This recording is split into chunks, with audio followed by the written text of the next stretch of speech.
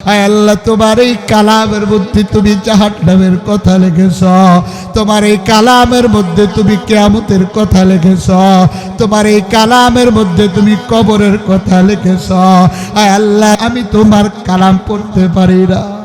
এটা বলে বলে আমার স্বামী হাউমাউ করে কান্না করত।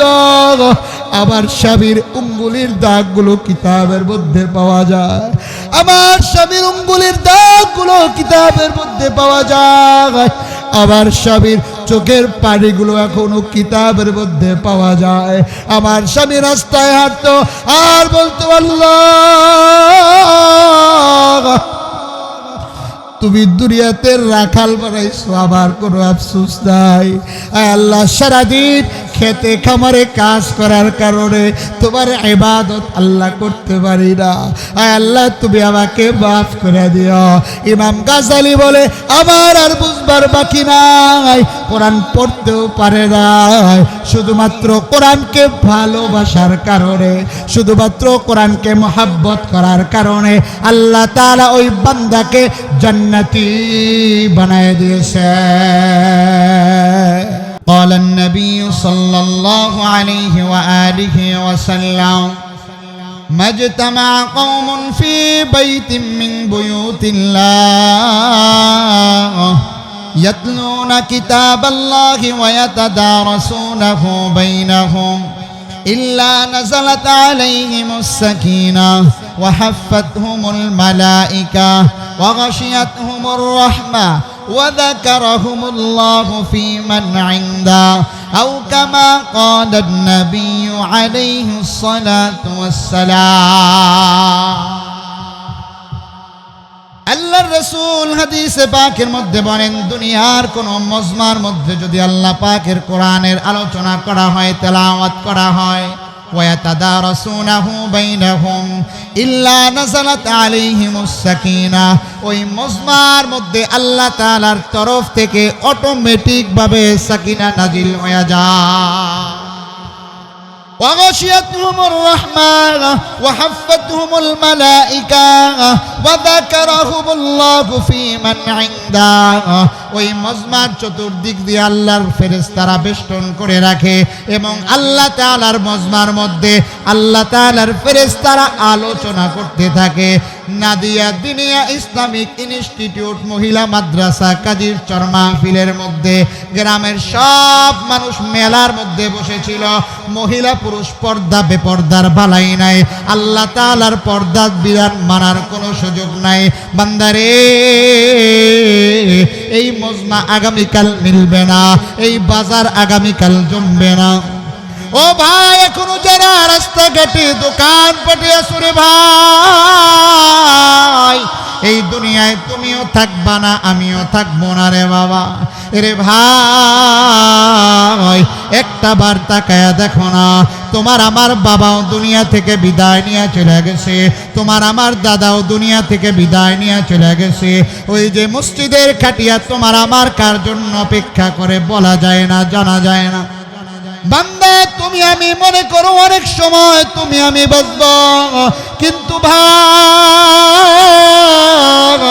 কেমন করে তোমাদেরকে বোঝায়, এই যে একটা ভূমিকম্পে দেশ লাড়া দিয়া দিছে, কারে কি ডাকবে তো খবর নাই।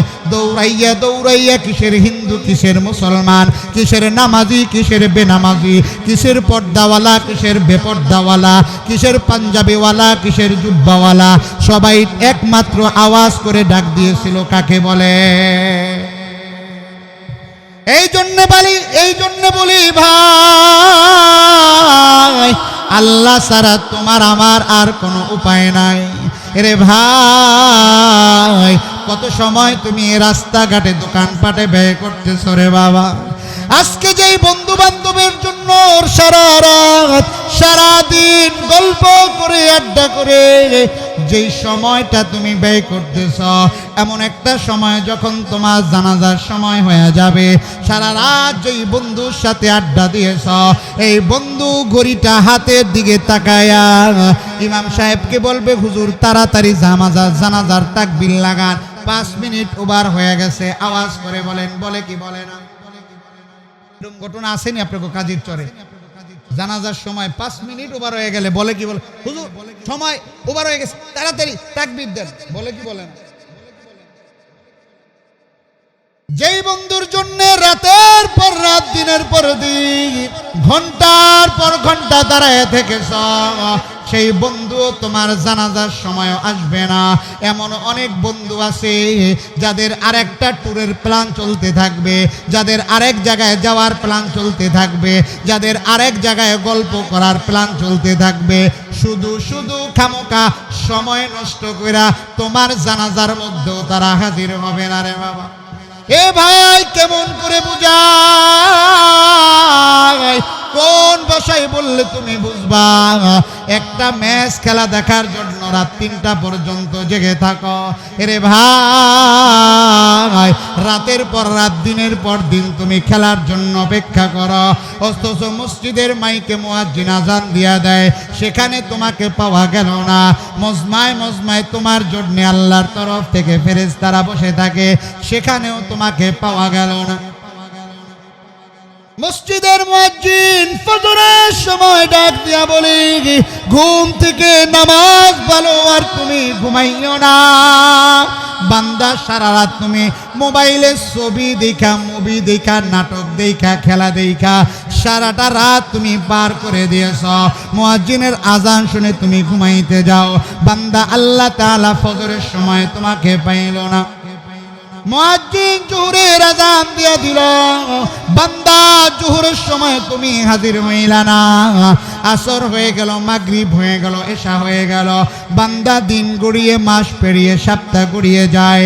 এরে ভাই শুক্রবার দিন যখন ইমাম সাহেব খুতবা শেষ করে, ফাজকুরুনি আযকুরুকুম ওয়াশকুরুলি ওয়ালা তাকফুরুন, জামার হাতা একটা ঢুকায়া পাঞ্জাবি অর্ধেক ঢুকছে, দৌড়াইতে দৌড়াইতে গিয়া ইমাম সাহেবের সাথে রুকুতে শামিল হয় এমন লোক এই সমাজে আছে নাকি না?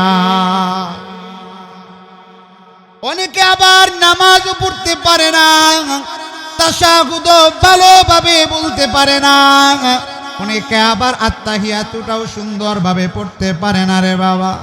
এমন ভাবে শুক্রবারও কেটে গেল, তোমাকে আল্লাহ তাআলা পাইল না। অথচ আল্লাহ তাআলা কালামুল্লাহর মধ্যে বলেন, ইল্লা মান তাবা ওয়া আমানা ওয়া আমিলা আমালান সালিহা ফাউলাইকা ইউবাদদিলুল্লাহু সাইয়্যাতিহিম হাসানাত।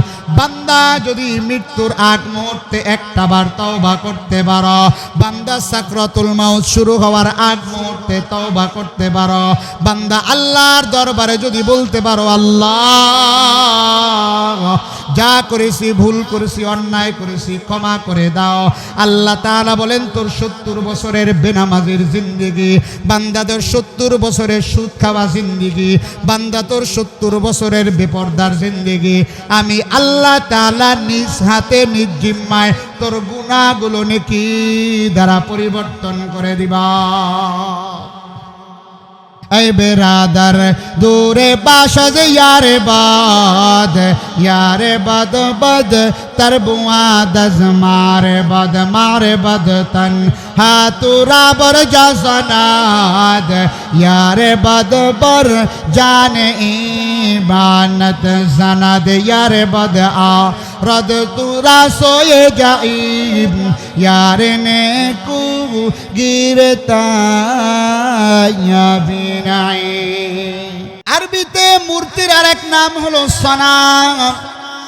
এক আল্লাহর বান্দা জীবনে আল্লাহ তাআলাকে চিনে নাই, আল্লাহর দাওয়াত ওই বান্দার কানের মধ্যে যায় নাই, ওই বান্দা মূর্তিকে সামনে নিয়া 40 বছর সনাম সনাম সনাম সনাম বইলা জিকির করতেছে, কিন্তু মূর্তি তো জবাব দিতে পারে না, মূর্তি তো কথা বলতে পারে না। মূর্তি কথা না বইলা 40 বছর মূর্তির সামনে খাবার দেয়, খাবারও খায় না, মূর্তির সামনে ফল দেয়, মূর্তি ফল খায় না। বান্দা 40 বছর সনাম সনাম বলতেছে, কিন্তু মূর্তির পক্ষ থেকে কোনো আওয়াজ আসে না। হঠাৎ করে বান্দা বেখেয়ালে এলোমেলো অবস্থায় ধ্যান ছুটা গিয়া বান্দার জবান থেকে বের হইয়া গেল সমাদ। সমাদ হলো আল্লাহ পাকের গুণবাচক একটা নাম।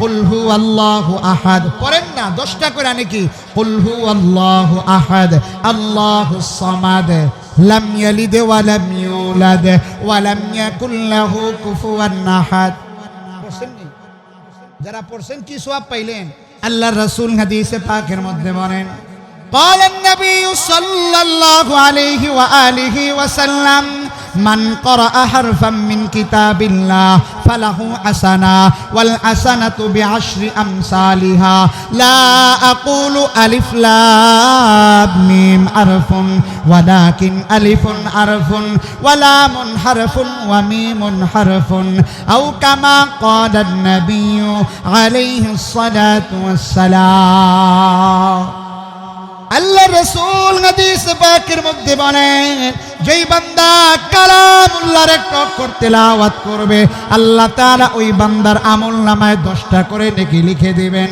আল্লাহ রাসূল বলেন আমি বলি না আলিফ লাম মিম হলো একটা অক্ষর বরং আমি বলি আলিফ লাম মিম হলো 3টা অক্ষর আলিফুন আরফুন ওয়া লামুন আরফুন ওয়া মিমুন আরফুন যেই বান্দা দুনিয়াতে বসে কোরআন তেলাওয়াত করবে ওই বান্দাকে কবরে মিজানে পুলসিরাতে হাসরে এই কোরআন সুপারিশকারী হইয়া বান্দাকে জান্নাতে ঢুকায় দিবে ই কালামে জিন্দা কোরআনে হাকীম হিকমতে ও লা ইয়াজা লাসতু কদিম জামিউল ইলম ফিল কোরআনে হাকীম তাকাসারাত আনহু আফহামুর রিজালি বখা কোরআন কালামুল্লাহ বসনো কদিমাস্তি কদিমাস্তি নয়না মুহতারাম নাজিরিন বলতেছিলাম ওই আল্লাহর বান্দা মূর্তিকে সামনে নিয়া আল্লাহ পাকের একটা গুণবাচক নাম হলো সমাদ ওই বান্দার জবান দিয়া বের হয়ে গেল সমাদ বান্দা সমাদ বলতে দেরি হয় আল্লাহর তরফ থেকে গায়বী ভাবে আওয়াজ চলে আসলো লাব্বাইকা ইয়া আবেদি ও আমার বান্দা তুই আমার কাছে কি চাস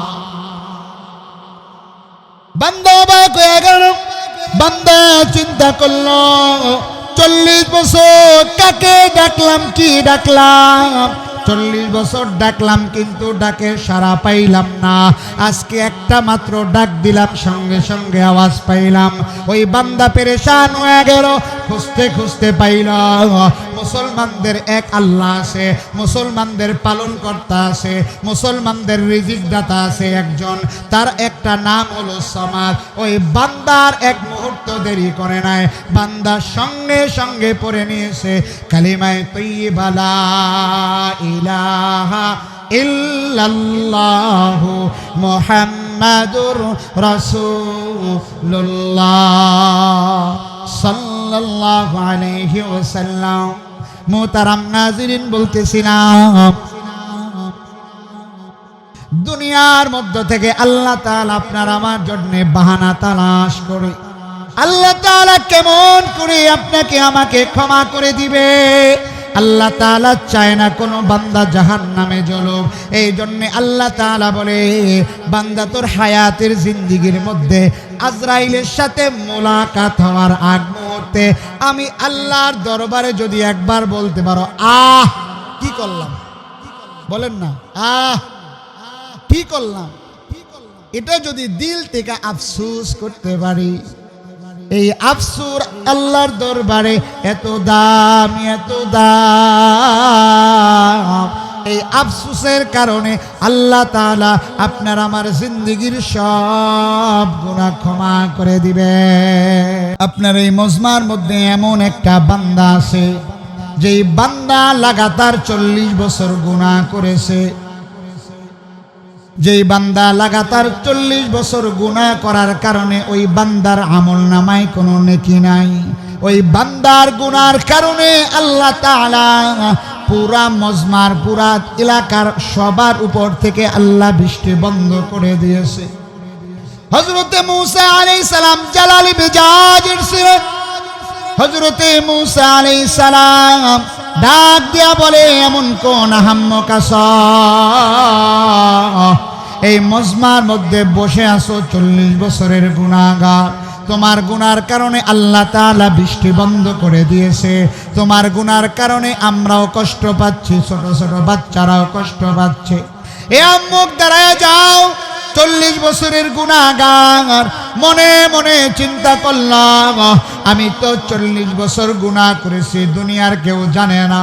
আমি 40 বছর গুনাহ করেছি, দুনিয়ার কেউ জানে নাই, একমাত্র শুধুমাত্র কেবলমাত্র আল্লাহ তাআলা জেনেছেন। আল্লাহ তাআলা যদি গুনার খবর প্রকাশ করে দিতেন, এ ভাই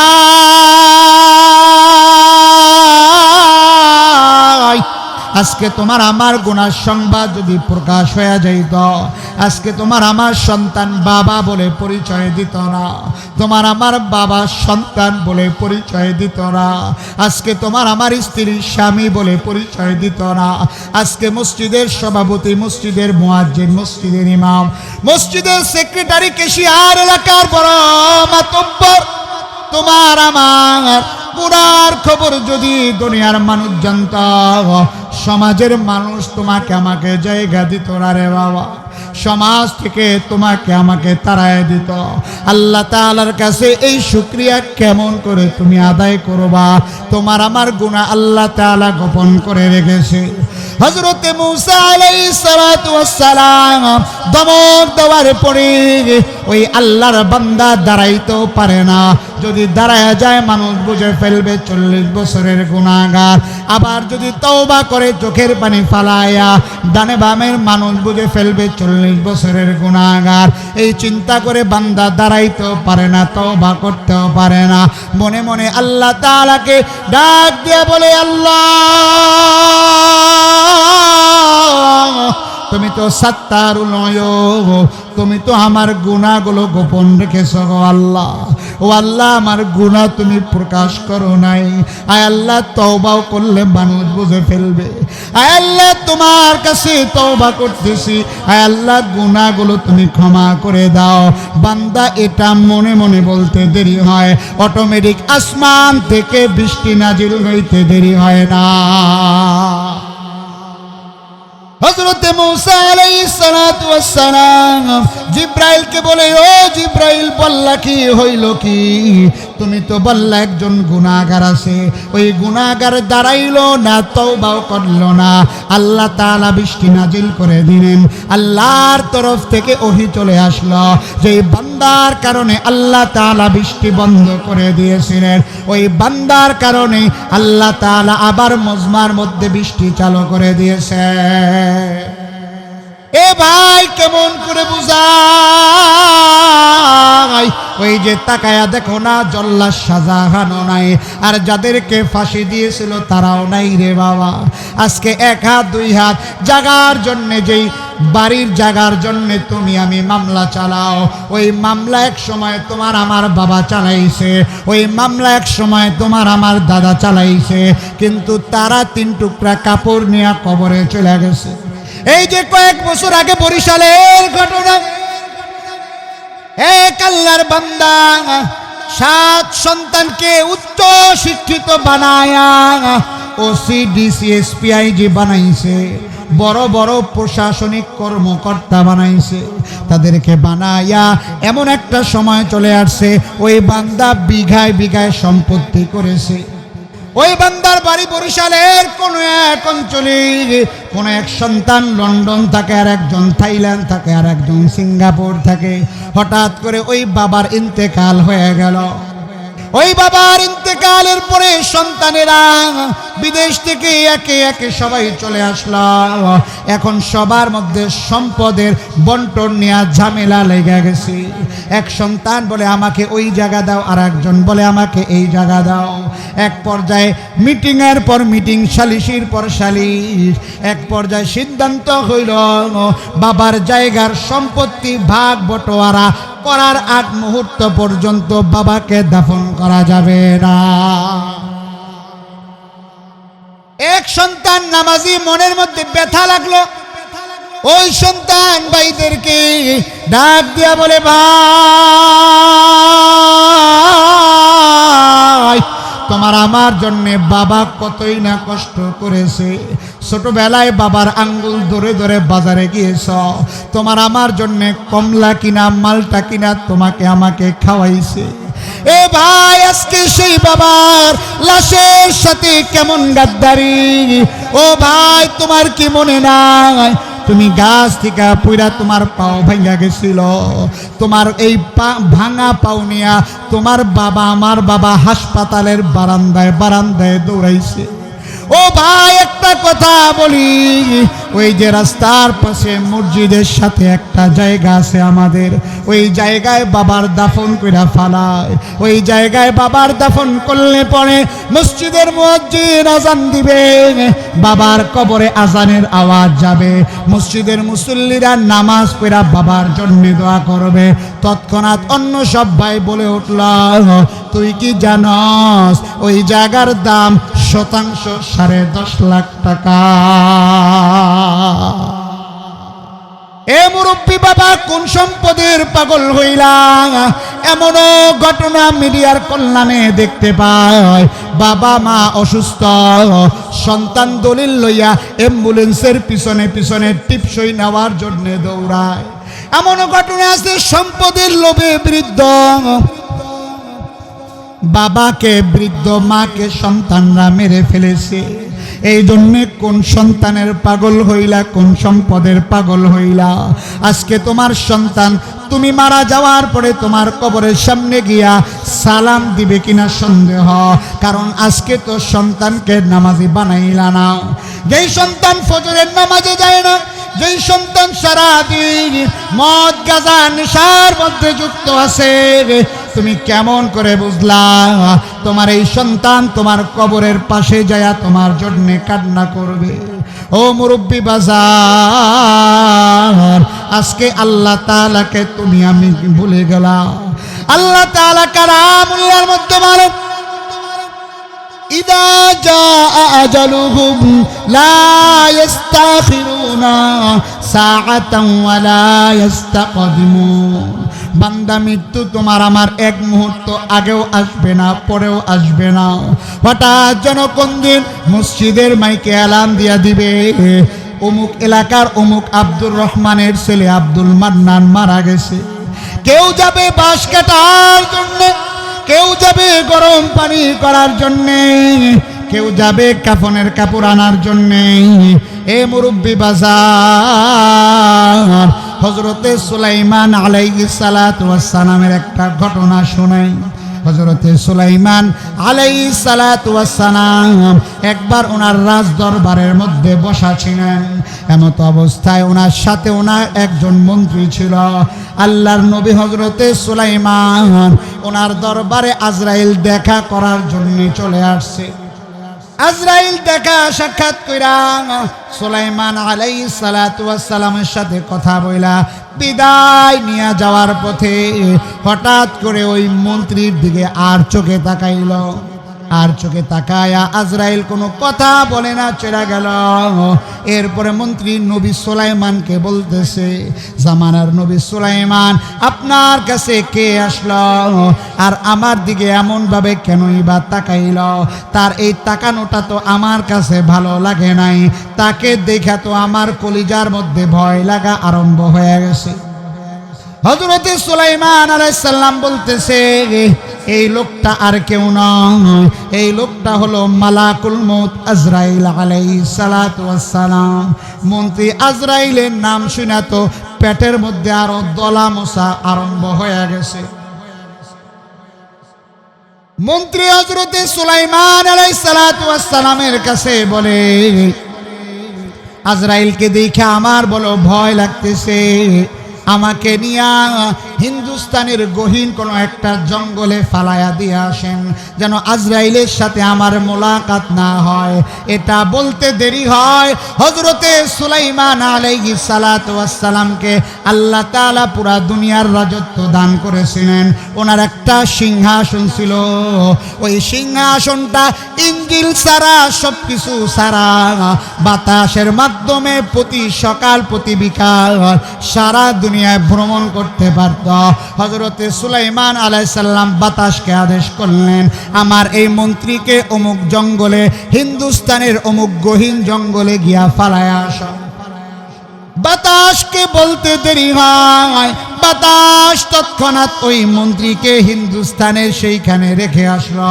হিন্দুস্তানে রাখার পর ওইখানে যাইতে দেরি হয়, তৎক্ষণাৎ তাকায়া দেখে আজরাইল ওইখানে বসে রইছে। আজরাইল তার জানটা কবজ করে ফেলল। এরপরের দিন আজরাইল আবার চলে আসছে সুলাইমান আলাইহিস সালাতু ওয়াস সালামের দরবারে। হযরত সুলাইমান আলাইহিস সালাম এখনো জানে না তার মন্ত্রীর ইন্তেকাল হয়ে গেছে। হযরত সুলাইমান আলাইহিস সালাতু ওয়াস সালাম আজরাইলকে বলতেছে, ভাই আজরাইল, গতকালকে তুমি আমার মন্ত্রীর দিকে এমন ভাবে কেন তাকাইছ? তোমার তাকানো দেখা তো আমার মন্ত্রী ভয় পেয়ে গেছে। আজরাইল বলে, তারপরে কি হয়েছে? জামানার নবী সুলাইমান বলে, আমার মন্ত্রী তোমাকে দেখা এত ভয় পেয়েছে, এত ভয় পেয়েছে, তার মনের মধ্যে মৃত্যুর ভয় শুরু হয়ে গেছে। এই জন্য আমাকে বলেছে হিন্দুস্তানের একটা গহীন জঙ্গলে যেন রেখে আসি, মালাকুল মউতের সাথে যেন আমার দেখা না হয়। আজরাইল বলে, বাকি গল্প আমার থেকে শোনেন। বাকি গল্প কার থেকে শোনেন? আমার থেকে শোনেন। আজরাইল বলে, আমি যখন আপনার মজমার মধ্যে এসেছি, আপনার সাথে কথা বইলা বের হইয়া আল্লাহর তরফ থেকে আমার কাছে যে চিঠিটা লেখা ছিল, আপনার মজমা থেকে বের হইয়া হিন্দুস্তানের গহীন জঙ্গলে অমুক জায়গায় একটা লোকের মৃত্যুর পরোয়ানা আমার কাছে লেখা ছিল, আমি সেইখানে যাওয়া আরম্ভ করব। তৎক্ষণাৎ দেখি ওই লোকটা আপনার মজমার সামনে বসা। এই জন্য আমি অবাক হয়ে গেলাম।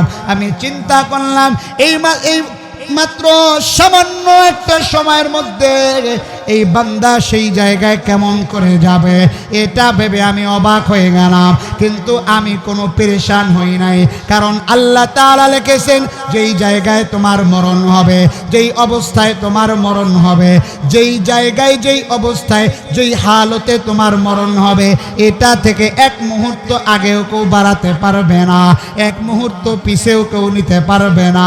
এটা চিন্তা করে আমি সেই জায়গায় চলে গেলাম, কারণ আল্লাহ যেহেতু এখানে মৌত লিখে রেখেছেন, এখানে অবশ্যই আল্লাহ তাআলা হাজির করবেন। আমি গিয়া দাঁড়াইতে দেরি হয়, আপনার মন্ত্রীর সাথে আমার মোলাকাত করতে দেরি হয় না। মৌত কাসিন কুল্লু নাসিন শারেবুন কবর বাইতিন কুল্লু নাসিন দাখিল। খারাপ লাগতেছে? বেজার হইতেছে? আপনারা আয়সা ঠইকা গেলেন না জিতা গেলেন? মুহতারাম হাজিরিন, 16তম বার্ষিক মাহফিল চলতেছে। কত বছর এই মাহফিলে কত মানুষ ছিল, আজকে তারা নাই। আগামী মাহফিলে আপনি আমি শরীক হইতে পারবো কিনা জানা নাই রে বাবা। এই জন্য আজকের সময়টাকে গনিমত মনে করো, আজকের এই সময়টাকে আল্লাহর তরফ থেকে নেয়ামত মনে করো, কারণ সবার সময় দিনী কাজের মধ্যে লাগে না, সবাইকে আল্লাহ তাআলা কবুল করেন না। এখনো যারা দোকানপাটে রাস্তাঘাটে আসরে ভাই, আমি কত দূর সিরাজদি খান থেকে তোমাদের কাছে চলে আসছি। আমার দুনিয়ার কোনো স্বার্থ নাই, টাকা পয়সার কোনো স্বার্থ নাই, না জানি আমার কোন কথার দ্বারা তোমার দিলের মধ্যে আল্লাহ পরিবর্তন নিয়ে আসবে। আবার আল্লাহ তাআলাকে সিজদা দিবা, আবার আল্লাহ তাআলাকে ভয় করবা, আবার মসজিদে গিয়া আল্লাহর কাছে তওবা করবা। কারণ আল্লাহর কাছে যদি তওবা করতে পারো, তোমার আমার এক মুহূর্তের তওবা আল্লাহ তাআলা জিন্দেগীর গুনাহ ক্ষমা করে দিবে। শয়তান কোনদিন বলে না তওবা কর, শয়তান কোনদিন বলে না নামাজ ছেড়ে দাও। শয়তান বলে এই তো ঘরের কাজটা শেষ কইরা এরপরে নামাজ ধরো। ঠিক না ভাই? ঠিক। শয়তান বলে, দেখবেন মুরব্বী বাজান, আমার বয়স 29 বছর চলতেছে, যারা আমার বাবার বয়সে আছেন, দাদার বয়সে আছেন, বুকে হাত দিয়ে বলতে পারবেন আজ পর্যন্ত কোনোদিন বিনা টেনশনে বিনা পেরেশানিতে একটা রাত ঘুমাইতে পারছেন? বলতে পারবেন? খুব শান্তিতে আছেন, হঠাৎ করে দেখবেন গ্যাস্ট্রিকে লাড়া দিছে, দূর কি হইল, সব শান্তিতে আছেন।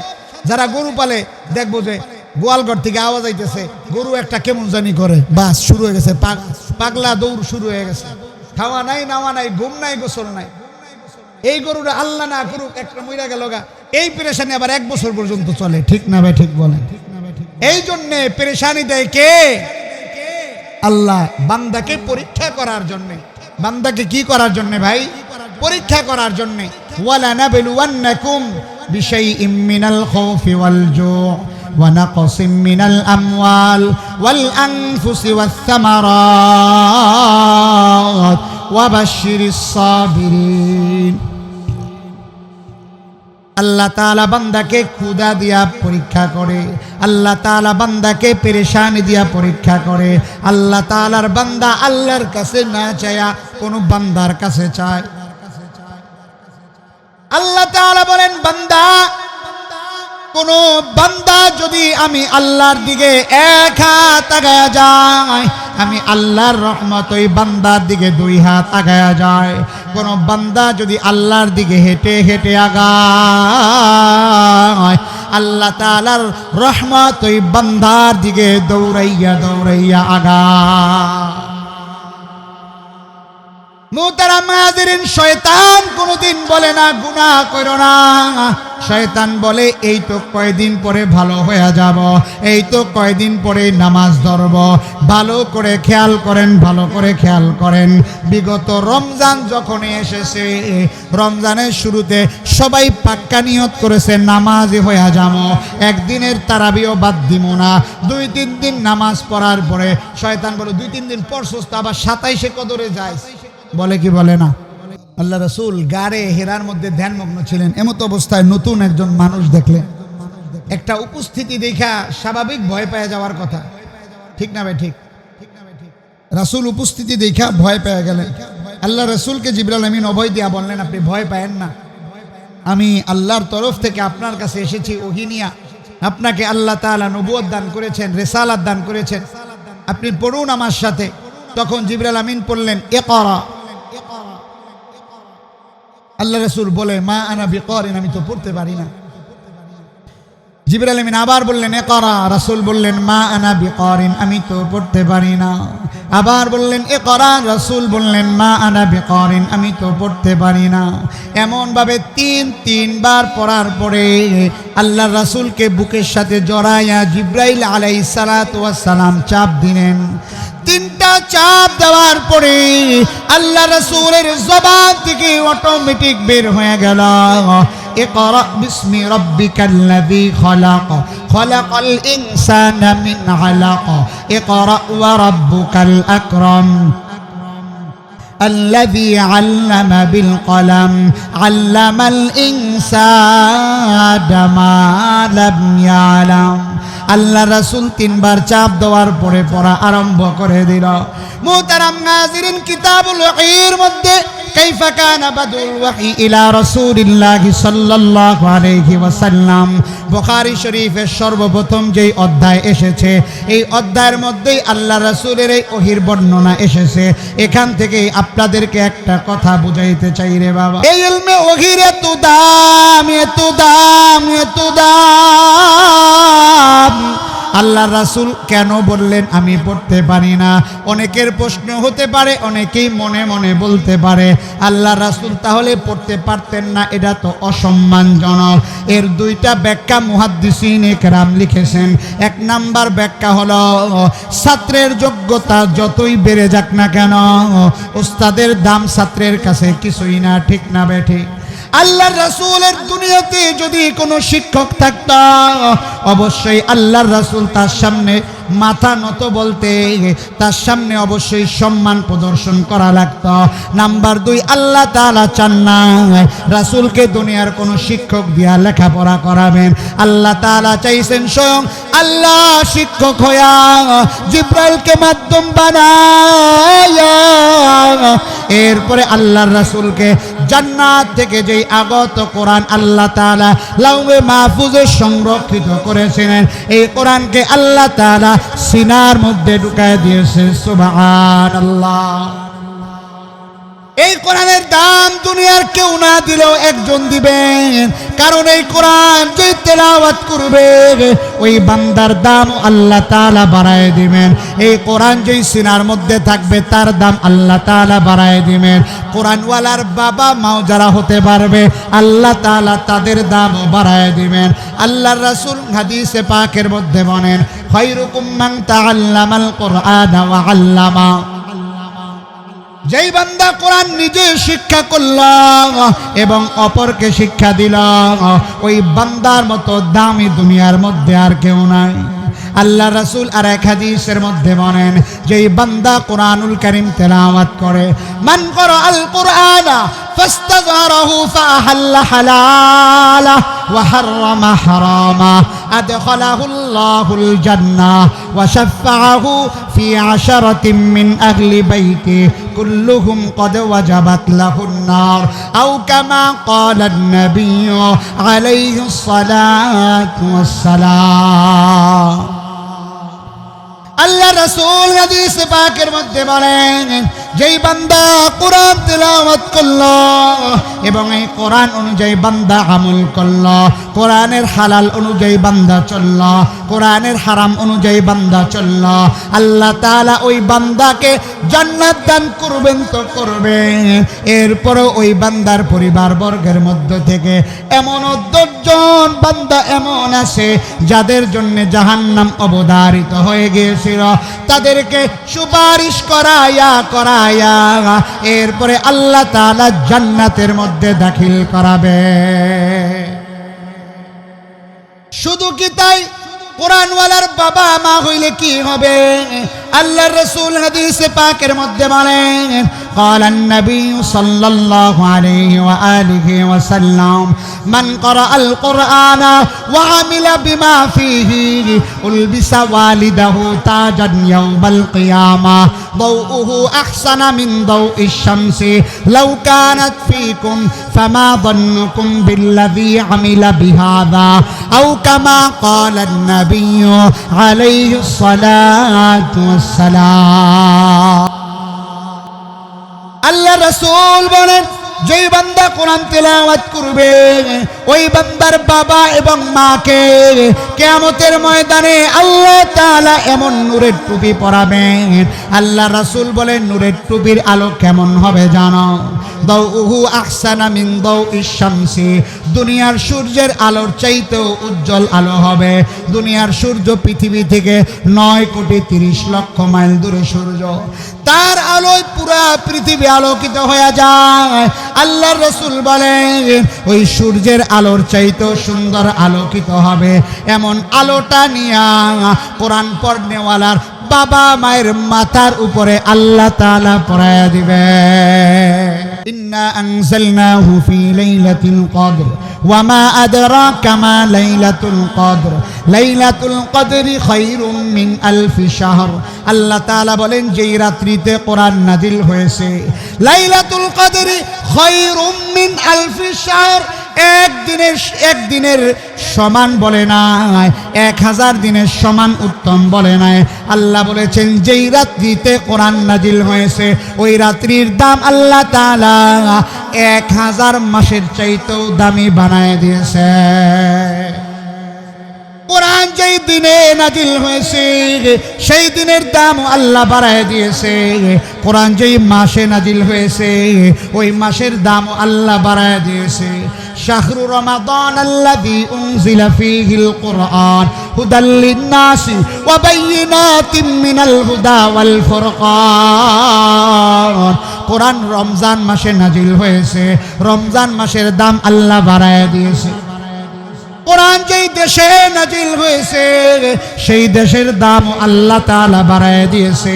লা উকসিমু বিহাদাল বালাদ ওয়া আনতা হিল্লুম বিহাদাল বালাদ ওয়া ওয়ালিদিন ওয়া মা ওয়ালাদ। কোরআন যেই দেশে নাজিল হয়েছে ওই দেশের দাম আল্লাহ কেমন বাড়ায় দিয়েছে। কিয়ামতের আগ মুহূর্তে যখন দাজ্জালি ফিতনা দুনিয়ার মধ্যে ছড়ায়া যাবে ওই সময় কোরআন, ওই সময় দাজ্জাল সারা দুনিয়ায় ঘুরতে পারবে, কোরআন নাজিল হওয়ার মক্কা মদিনায় ঢুকতে পারবে না। শুধু কি তাই, কোরআনের কারণে আল্লাহ তাআলা রাসূলকে রাহমাতুল লিল আলামিন হিসেবে আল্লাহ তাআলা রাসূলকে সব নবীদের মধ্যে সাইয়্যিদুল মুরসালিন সর্দার বানায়া দিয়েছে। এই কোরআন যেই সিনায় থাকবে সেই সিনার দাম আল্লাহ বাড়ায়া দিবে। এই কোরআন কোনো আগুনে জ্বালাইতে পারবে না। এই কোরআনের মাদ্রাসাগুলোকে এখনো অনেক সমাজে বলতে শোনা যায়, এই কোরআনের মাদ্রাসাগুলো বন্ধ করে দাও। এরে ভাই, আজকে যদি কোরআন বন্ধ হয়ে যায়, আজকে মানুষ আল্লাহ ভুলে যাবে। আজকে যদি মাদ্রাসা বন্ধ হয়ে যায়, মানুষ কোরআন পড়া ভুলে যাবে। আজকে মাদ্রাসা যদি বন্ধ হয়ে যায়, মানুষ ওযুও শিখতে পারবে না, মানুষ নামাজও শিখতে পারবে না। রে বাবা মুহতারাম নাজিরিন, এই কোরআনের মজমাগুলো আল্লাহ তাআলা এত দামি বানিয়ে দিয়েছি। এই কোরআনের সাথে যদি আপনার আমার সম্পর্ক থেকে থাকে, আল্লাহ তাআলা সম্পর্কের কারণেও ক্ষমা করে দিতে পারে। আল্লাহ রাসূলের এক হাদিস আপনাদেরকে শোনাই। ক্বালান নবী সাল্লাল্লাহু আলাইহি ওয়া আলিহি ওয়াসাল্লাম,